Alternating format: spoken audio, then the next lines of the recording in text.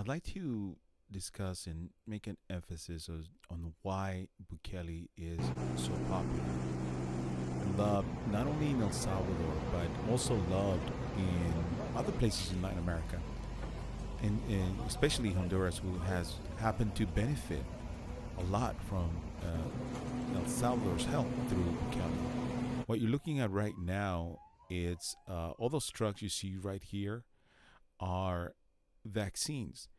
34,000 vaccines, one of the installments that will be going to Honduras, to seven different communities, to seven different cities or towns in Honduras, because of seven different mayors in Honduras that requested the help. They resorted, or they had to go to Bukele, to the media, to social media, to get to the president and ask for this help. President Bukele met with the he reached out to them. He reached out to the mayors of these cities. Here are the different mayors that were explaining to the president their problems, their predicaments, and the people in those communities needing the vaccine. Now, Bukele told them that he was meeting them not in as a president, but as a former mayor. He was a mayor, and he said he understood.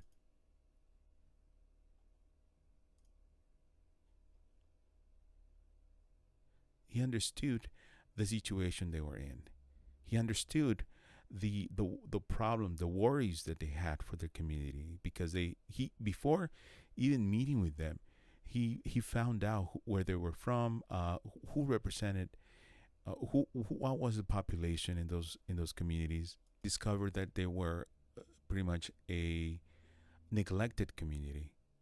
So he decided to proceed in helping them in getting the vaccines to them. But can El Salvador, how can El Salvador be able to provide this help? One of the secrets is this, that El Salvador was very prepared from the very beginning on how to handle the the vaccine. In other words, they were some of the very first country. It was probably the first country in many in going out there and trying to procure a vaccine. And even here you see this shipment of one of the of another 145,000 doses of the vaccine already. So they made El Salvador was a leader through Bukele's administration in procuring these vaccines. The vendors, the pharmaceuticals, they were actually quite surprised that back in August or almost the late summer of 2020, they were out there making all the movements, all the arrangements necessary to obtain the vaccine through any means and organizations. And as you can see here, which organizations they use.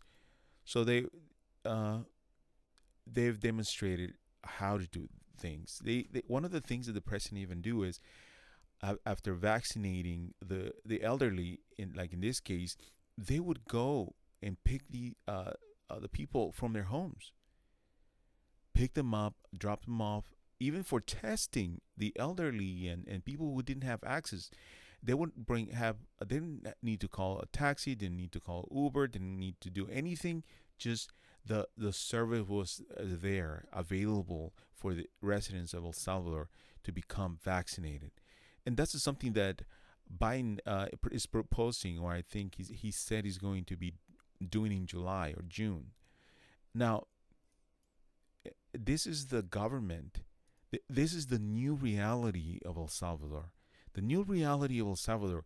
It's a world that is behaving the way that European countries behave. The European countries that care about their citizens and their neighbors, and the ability to, or that wish and want to help their neighboring countries.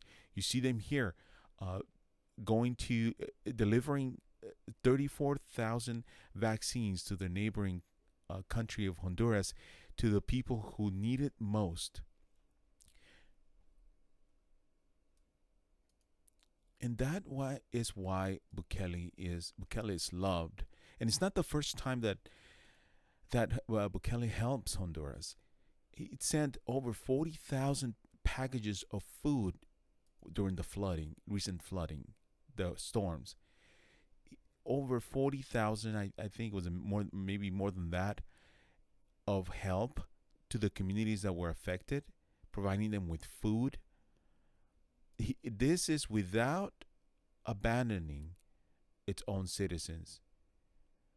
This is in the border. This is in the border. You see some people maybe from Honduras and people maybe from El Salvador, but this is from a Honduran banner saying "Thank you, Nayib Bukele."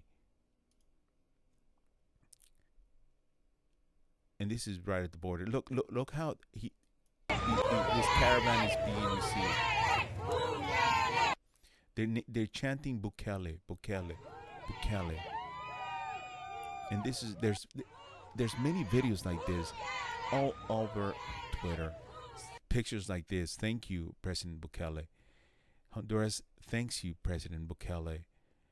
Ocotepeque needs you, Bukele. See, she's got a Salvadorian shirt and a Honduran flag. It's bringing the countries together. Thank you, President Bukele. In the dictionary, there are no words to thank you, Nayib Bukele. Nayib Bukele. Honduras thanks you, Bukele.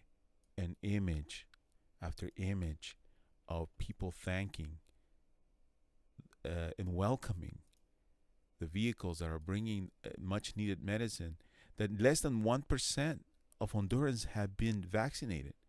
Less than 1%. A country that is way much bigger in population and in territory than El Salvador. Okay, now of course maybe not in GDP, but it's has not been able to secure the vaccine. Now, the countries that the international people are outcrying, okay, the outcry about democracy, the outcry about going back to the things they were. Right now, there are representatives of the United States asking President Bukele, or telling him that they want things the way they were.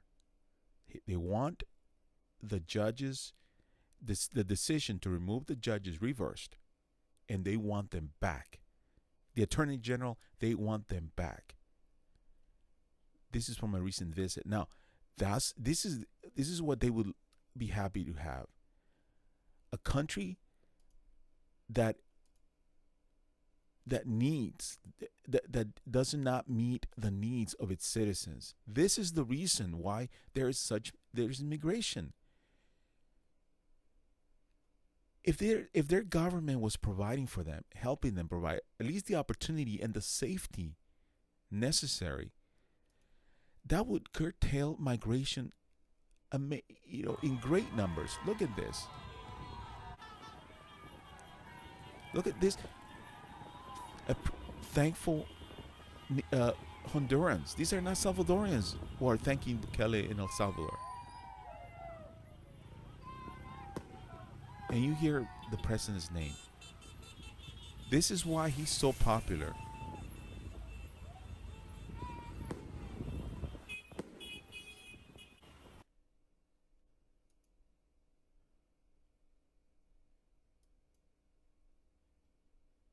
It's not just in the border. It's in every department or state that the caravan went through. They were welcomed by the different inhabitants of those towns. So this makes it's amazing news. It's a moment of joy that President Bukele has given a hope to the Hondurans, to the Honduran people. Just look at this. Gracias, Bukele. Thank you, Bukele. The adults, The elderly adults thank you. This Cedros was one of the communities that were benefited by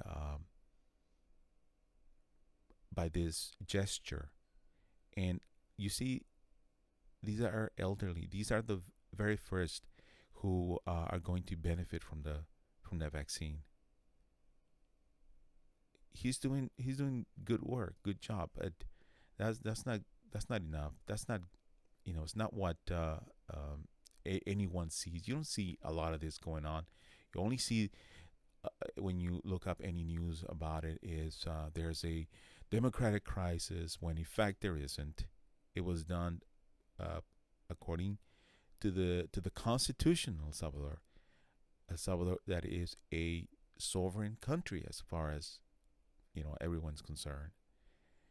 But there's people, entities within, outside, and inside who protest everything that he does because it goes against their interests.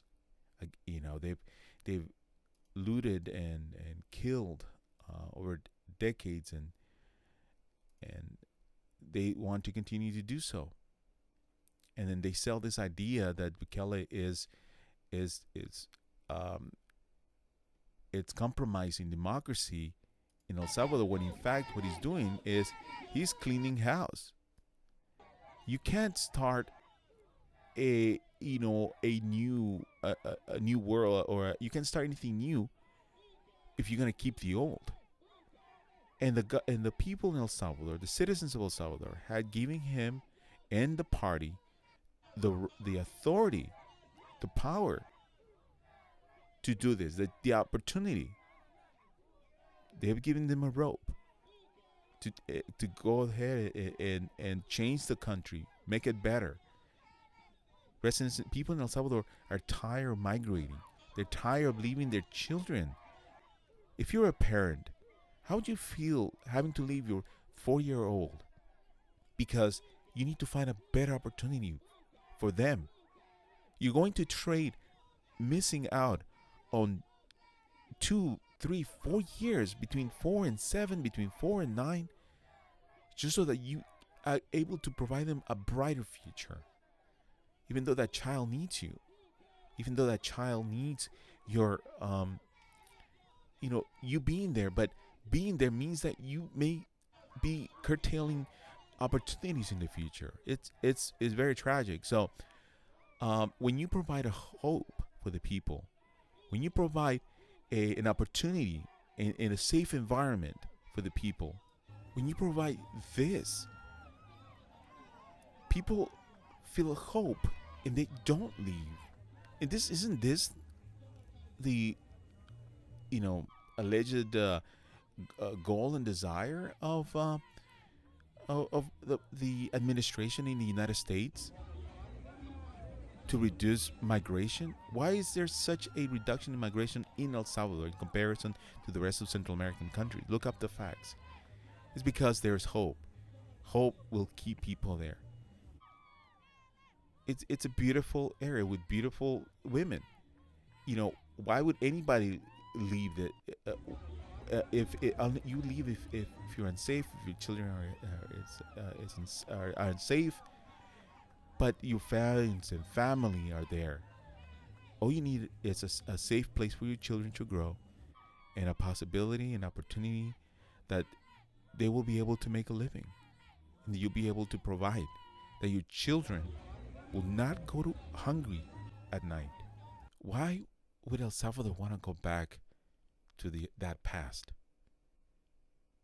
Why? That is why there's almost perfect approval rating in El Salvador for Bukele. It's not ever going to be 100%. There's those that don't know, those that are corrupt, those that are losing out. They're losing money. Some of them will have to pay back money, because in future videos there's going to be more. I'm going to be talking more about the corruption in El Salvador, what has led El Salvador to be where it is today, and where it will possibly go and of course address things that relate to the constitutionality of actions, the democracy of action. But I want to give you this perspective. Okay, I hope you enjoy this. Please subscribe and share, and let if you made it to this so far, subscribe and share so that my channel grows, and that way I can spend more time making these videos. As I still need to go sell oranges outside the freeway to make an extra bit of money. I'm kidding about that, but that's a perfect job. It's a good job, I imagine. All right, take care. Disrespect to those who do. No disrespect to those who do sell oranges outside the freeway.